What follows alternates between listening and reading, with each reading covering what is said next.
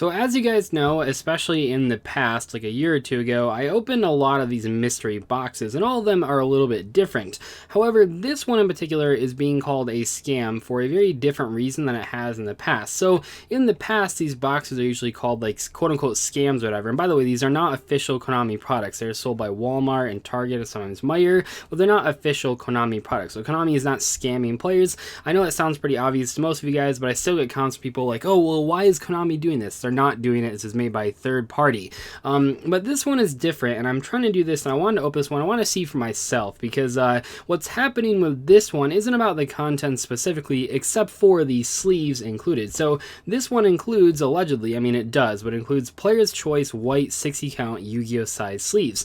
And these are some pretty high quality sleeves in general. The Player's Choice sleeves used to be like the highest quality sleeves, and then I believe they stopped printing them, and there was like a Kickstarter to bring them back. And to be completely honest, as someone that used to before they went out of business, I don't know if they went out of business or they just stopped making them, but before they stopped making them, before the Kickstarter, I used to use Player's Choice sleeves for everything, like truly everything. And then ever since they brought them back, I just really haven't been impressed with the quality. I've had some miscut issues, so I just stopped using them, but they still are pretty decently high value and high sort of quality sleeves in general compared to the other sleeves out there.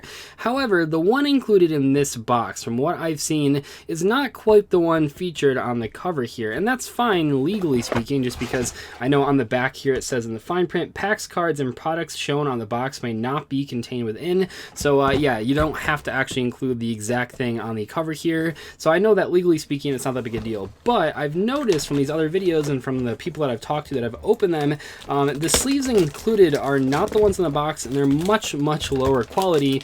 So I want to see for myself. I really wanted to not just take people's words for it. I wanted to actually open it for myself and sort of see how good are these Player's Choice sleeves, or how bad they are, I guess, in some ways.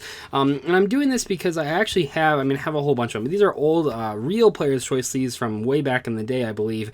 I think these are actually pre of the Kickstarter revival or whatever. So these are really old Player's Choice sleeves. They're probably only used at one term, but they're actually still in pretty good shape. The Player's Choice sleeves have always been like really good, especially before the Kickstarter mishap or whatever. It's not a mishap. People still enjoy the sleeves and whatever, but I really want to compare them to these newer ones and see what's going on. Looks like we got a random giant Blue Eyes White Dragon. I already have a couple of those, so I'm not sure if I really need that.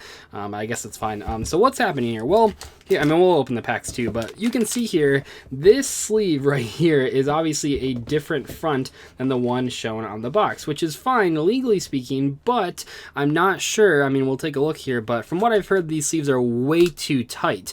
So I don't know, and it's really hard because Player's Choice, I don't believe, has like an official website. I think you have to go through like a distributor to get them, buy them from locals.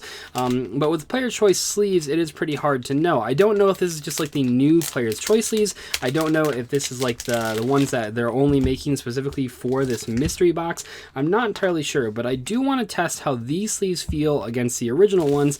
We will have to open some cards though, just so we can actually sleeve something up, but I really want to check out what this is. If this is in fact like the new Player's Choice sleeves and all the reviews have been so bad, that is not a good thing. This was one of the most popular sleeve brands. It still pretty much is. I think people still know about Player's Choice sleeves, but if they're suddenly like going downhill, that's obviously not good for business. But I really want to test them out for myself and see what actually happens. So let's open one of these packs real quick. And you know, it's fine. If it is in fact like a lower quality sleeve that they included in the mystery power box, I guess that's okay, but it is a little like worrying if this is actually like their new sleeve. We pulled a Monster Reborn.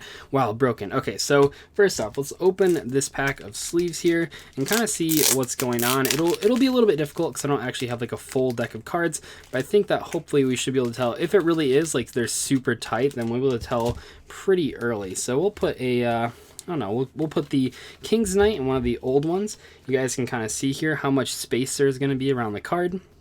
So you can see a pretty good amount of space on the top and a pretty good amount of space on these sides, and the bottom, you know, you can push down as far as you want, so that's not going to be super tight. But let's test it out on the Jack's Knight now. So we're going to include the King's Knight and the Jack's Knight and see what is going on with how tight. Okay, Yeah, okay. It's pretty tight there. Holy crap.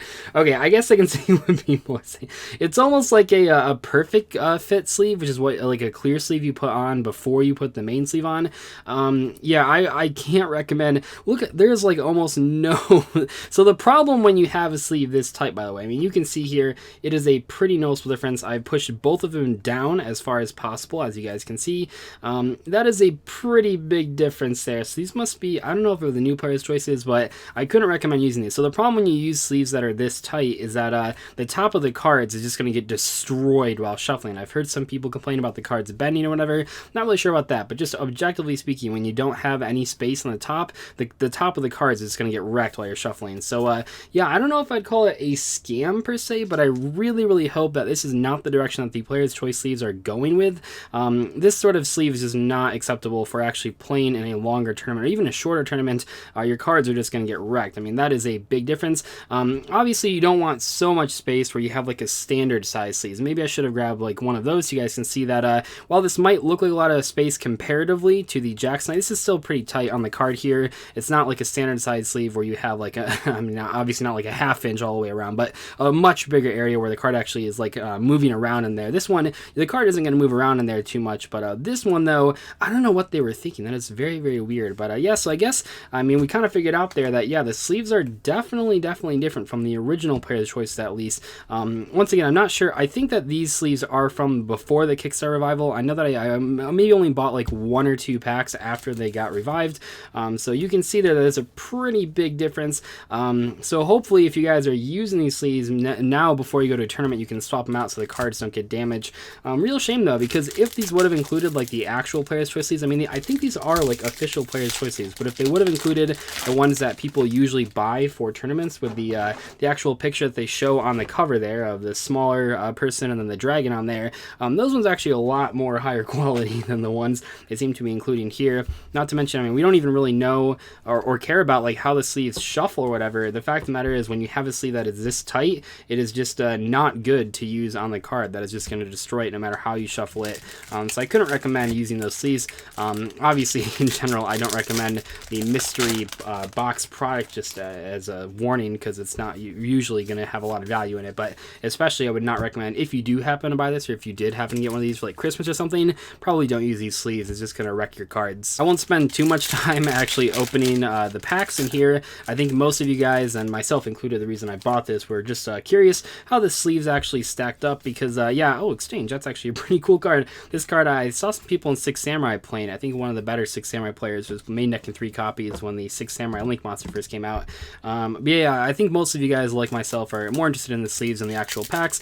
The mystery boxes, you know, they haven't changed. They usually include pretty trashy packs. We have like Dragons of Legend, we have some Duelist packs, we have Secrets of Eternity, which I think I've talked about in a couple of videos ago as being like a really bad filler set, and wow, Satellar Knight Regal.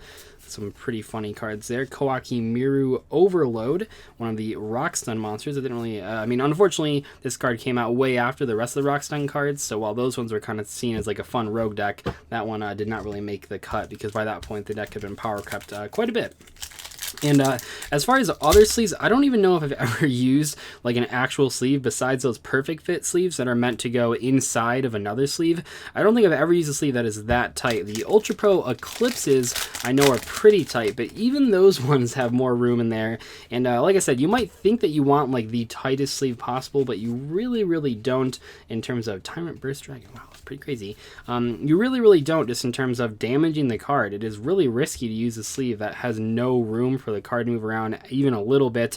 Maybe these sleeves are designed to be double sleeve, but that would seem pretty weird because Yu-Gi-Oh! Tournaments do not allow double sleeving. No matter what you think about that, the fact of the matter is that that is a rule. Like, you can't double sleeve at tournaments. So if that was like the argument for these cards, first off, it probably should have said on the package that that's what it's for. It does not say that. It says premium quality card sleeves. I mean, maybe the sleeve itself is quality, but you're not going to want to use that if you don't want to destroy your cards.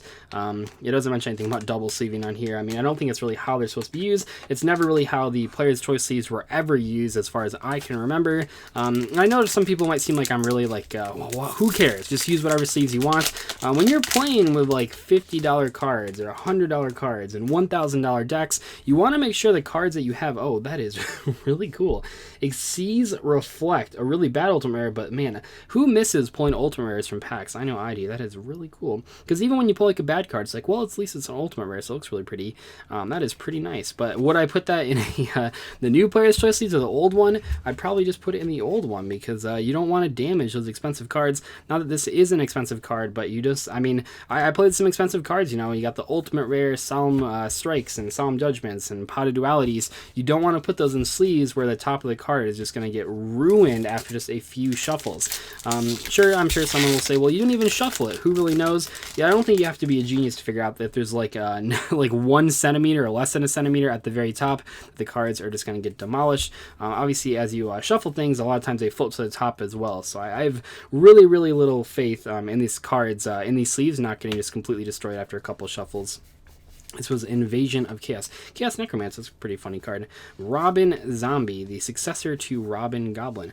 So hopefully you guys learned something in this. I think most of you guys that bought, if you bought one of these mystery boxes or whatever, pretty much as soon as you started putting these sleeves on your cards, you would realize that is like not how a sleeve is supposed to fit a Yu-Gi-Oh card. But I think that hopefully if any of you were using these sleeves or about to use these sleeves, now you learn as like a PSA here, maybe don't use this Player's Choice sleeves. Maybe try to buy the old ones, the ones that they actually throw on the cover here. I mean, it's really easy because the cover on this one looks very different from the cover on the one that was included in the box. So it's pretty easy if you're trying to buy Player's Choice sleeves because they are pretty high quality sleeves compared to other brands. I mean, I'm still a Dragon Shield person myself, but if you are trying to buy Player's Choice sleeves, make sure that they have this exact front on them, not the one that was shown earlier in the video. Anyway, though, thank you guys so much for watching today's video. I hope you learned something along the way. I know I did. I really wanted to see for myself how these sleeves actually fit on the cards because I saw a lot of complaints. I'm sure, like I said, there'll always be someone defending no matter what thing I complain about, but in this case, I think it's, you really can't defend this. I mean, even for putting cards in binders, it seems like it's really easy for a card to bend while you're putting it in the sleeve or get like a damage of some sort because the sleeve is so tight, just way too tight. And like I said as well, I really hope it's not the direction that Player's Choice is going with their like actual main lineup of sleeves, and I do hope it is just for these mystery boxes, which still sucks, but at least it wouldn't ruin like the actual sleeves you're trying to buy at like a regional or a YCS. Anyway, though, thank you guys so much for watching. I'll see you in the next video. Goodbye.